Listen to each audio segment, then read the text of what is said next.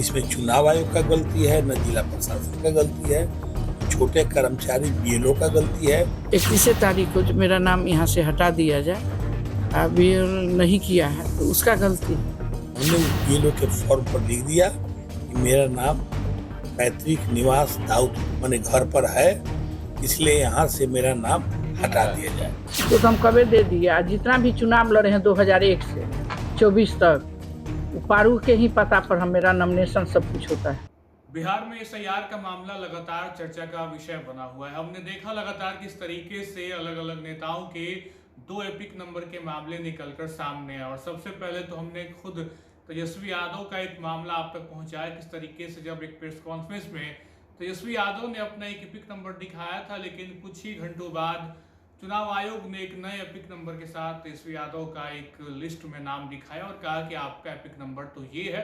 और उसके बाद लगातार 2 बार तो तेजस्वी यादव को चुनाव आयोग ने नोटिस भी जारी कर दिया कि आपने आप अपने पुराने एपिक नंबर की सारी जानकारी हमसे साझा करें। और उसके बाद फिर हमने देखा कि किस तरीके से तेजस्वी यादव ने प्रेस कॉन्फ्रेंस कर डिप्टी सीएम विजय सिन्हा के भी 2 एपिक नंबर के मामले को उजागर किया। और फिर हमने देखा कि एक बार फिर तेजस्वी यादव ने 2 एपिक नंबर का मामला सामने लाया है। इस बार मामला मुजफ्फरपुर और साहिबगंज के बीच फंसता दिख रहा है, क्योंकि 2 नेता हैं और उन दोनों नेताओं के 2 एपिक नंबर का मामला निकलकर सामने आया है। और तेजस्वी यादव ने प्रेस कॉन्फ्रेंस कर ये सारे मामले को उजागर किया। आपको बता दें, 2 वोटर आईडी कार्ड विवाद एक बार फिर से सामने आया, जहां जेडीयू एमएलसी दिनेश सिंह और लोजपा सांसद वीणा देवी का जिक्र हो रहा है। और इन दोनों नेताओं ने अपने इस 2 एपिक नंबर पे सारी चीज़ों का खंडन किया है और कहा है कि हमारा असली वाला तो गांव का पैतृक जो निवास स्थान से पते पर जो वोटर आईडी कार्ड है वही असली है, बाकी बीएलओ की गलती है। पूरी कहानी और पूरा माजरा क्या है आइए आपको बताते हैं। 2 मतदाता पहचान पत्र रखने के आरोप में जेडीयू एमएलसी दिनेश प्रसाद सिंह और लोजपा रामविलास सांसद वीणा देवी ने गुरुवार को सफाई दी है। उन्होंने स्पष्ट किया कि वे दोनों अपने पैतृक गांव के ही वोटर हैं और ये गलती बीएलओ की है। ये मामला तब तुल पकड़ा जब नेता प्रतिपक्ष तेजस्वी यादव ने एक प्रेस कॉन्फ्रेंस कर दोनों नेताओं पर 2 अलग अलग विधानसभा क्षेत्रों में वोटर आईडी कार्ड रखने का आरोप लगाया। तेजस्वी ने इस दौरान दोनों के एपिक नंबर सार्वजनिक करते हुए दावा किया कि एक पहचान पत्र मुजफ्फरपुर विधानसभा क्षेत्र के पते पर है और दूसरा साहिबगंज विधानसभा क्षेत्र के पते पर बना हुआ है। तो एक बड़ा आरोप तेजस्वी यादव ने लगाया और ये दावा किया कि जो दोनों एपिक नंबर हम आपको दिखा रहे हैं वो 2 अलग अलग पते के हैं। और 2 नेताओं की नई कहानी निकलकर सामने आई जब बिहार एसआईआर को लेकर कुछ नया खुलासा हुआ। लेकिन इन सब के बीच अब चुनाव आयोग ने दोनों को नोटिस तो दे दिया है। तेजस्वी यादव के आरोप के बाद चुनाव आयोग ने दोनों नेताओं को नोटिस भेजते हुए दोहरे नामांकन पर जवाब मांगा है। और लेकिन फिलहाल दोनों नेताओं ने खुद इसका जवाब दिया है और कैमरे पे आके पूरी कहानी बताई है, पूरे प्रकरण को रखा है कि आखिर किस तरीके से बीएलओ की ये गलती है। और बताया है कि हमारे पैतृक गांव पे जो वोटर आईडी कार्ड है वही हमारा है, बाकी जो चीजें हुई है वो बीएलओ की गलती है। हम आपको सुनवाते हैं आखिर दोनों नेताओं ने क्या कुछ सफाई दी है। दोनों विधानसभा क्षेत्र में आपका एपिक आया नंबर, तो क्या कहेंगे? हमारा यही कहना है, हमारा घर तो है साहिबगंज विधानसभा में पारू ब्लॉक में। हम तो चुनाव भी लड़े हैं 2001 से जितना बार, पारू से ही नॉमिनेशन, वहीं से हम वोटर लिस्ट में मेरा नाम है और चुनाव भी वहीं के वोटर लिस्ट से हम लड़ते हैं। मुजफ्फरपुर में कैसे नाम आया मुझे नहीं पता है।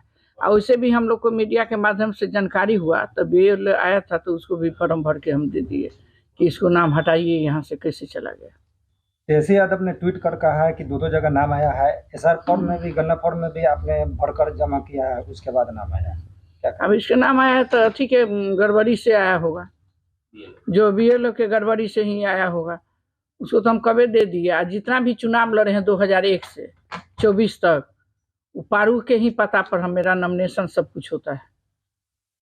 साफ आरोप लगा रहा कि वोट घोटाला का उजागर हुआ है। कोई बात नहीं है, उनको बोलने दीजिए, विरोधी के काम में होता है बोलना। 2 वोटर कार्ड को लेकर काफी चर्चा है विपक्ष लोग।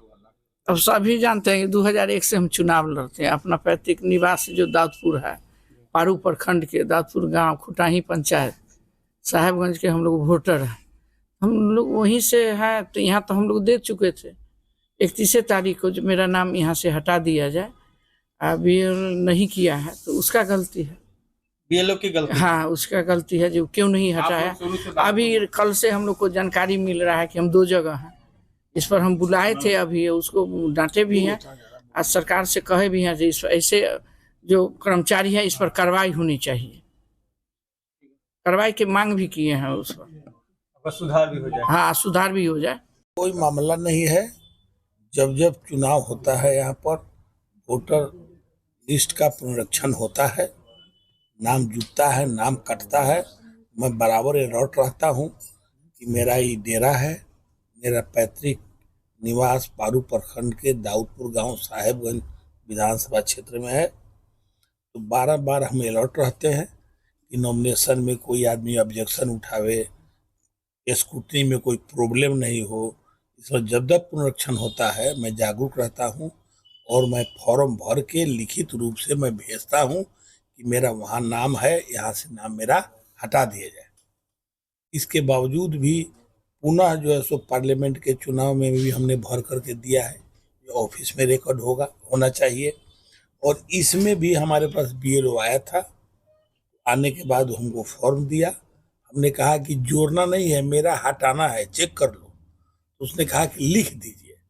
हमने उस बीएलओ के फॉर्म पर लिख दिया कि मेरा नाम पैतृक निवास दाऊद माने घर पर है, इसलिए यहाँ से मेरा नाम हटा दिया जाए, जिसका कॉपी आपको हम दे रहे हैं। ये बीएलओ के मूर्खता से, बेवकूफ़ी से हो गया है। मैं मांग भी किया हूँ इसको सही करना। प्रशासन में कि इसको सही हो जाए। और जिसने गलती किया है, न इसमें चुनाव आयोग का गलती है, न जिला प्रशासन का गलती है, छोटे कर्मचारी बीएलओ का गलती है। तो सुना आपने किस तरीके से मीडिया के सामने आकर जेडीयू एमएलसी दिनेश सिंह ने अपनी बातें रखी और सांसद वीणा देवी ने भी अपने पक्ष में कागजात पेश किए और पूरी कहानी को सामने रखा। और लगातार हम ये देख रहे हैं कि बीते कुछ दिनों से 2-2 एपिक नंबर के मामले लगातार निकलकर सामने आ रहे हैं। तो ऐसे में सवाल ये है कि त्रुटि हुई कहाँ से है। अगर एसआईआर हुआ है और अगर कागजी कार्रवाई में कमियां हैं तो उसको खुलेआम सीधे पटल पर रखने की आवश्यकता है। ऐसे 1-1, 2-2 दिन पर हर एक नेता की जब इस तरीके से बातें निकलकर सामने आती हैं तो संदेहों के घेरे में ये पूरी प्रक्रिया हो जाती है कि आखिर बिहार एसआईआर में फिर हुआ क्या है। जब नाम काटने और जोड़ने की ही एक कवायद थी तो फिर 2-2 जगह नाम किस तरीके से निकलकर सामने आ रहे हैं, बड़ा सवाल है। अभी कुछ दिन और बचे हुए हैं क्योंकि 1 सितंबर तक की तारीख है। देखते हैं इन और बाकी दिनों में किन नेताओं का जिक्र होता है और किन का पर्दाफाश होता है, क्या और बड़े खुलासे होते हैं। फिलहाल इस वीडियो में इतना ही। आप बने रहे लाइव सिटीज के साथ। बहुत बहुत शुक्रिया।